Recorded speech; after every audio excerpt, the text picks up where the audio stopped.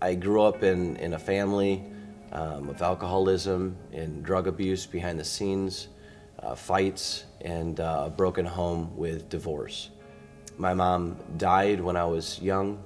In my young years, 12, 13 years old, I was introduced to Christ, but I wasn't discipled at a young age. So I didn't know what a relationship with Jesus meant. So I just kind of went through the motions of church, and it wasn't real to me.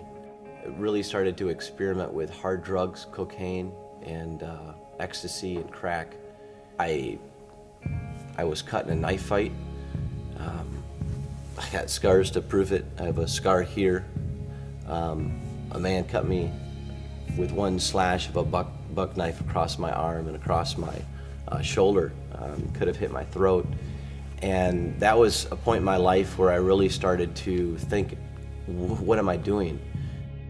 I moved back home to my parents' house and got my feet underneath me. Started going to school and tried to find some purpose and direction in my life. Got a job. An incident happened at my job that I couldn't get this guy fired for him threatening me because there was no witnesses. I went home and talked to my mom, and she pointed me towards an inspirational book. And that night, with just a little bit of faith, I got on my knees and I asked God to help me.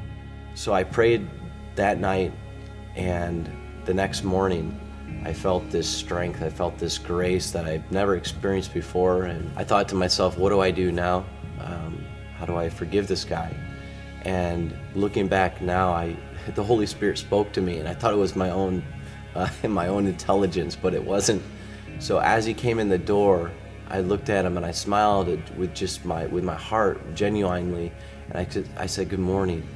And at that very moment, I just felt this weight lifting off me, and I felt this love that just overpowered my life, and I wholeheartedly believed in Jesus at that moment. You know, I believed, but I really believed. So it took my faith to a whole nother level, and I believe that Jesus wants us to experience Him. So I started to really press into Him, and He just started to order my steps into ministry and just my calling. And I'm just so thrilled to be walking with Jesus. When I was 14, I was molested by my brother's friend. I just ended up turning away from things. I stopped talking to people, and it went to court, which just made me more depressed because I had to keep reliving it and tell the story constantly to see him again. It was pretty much a re-injury of what happened to me.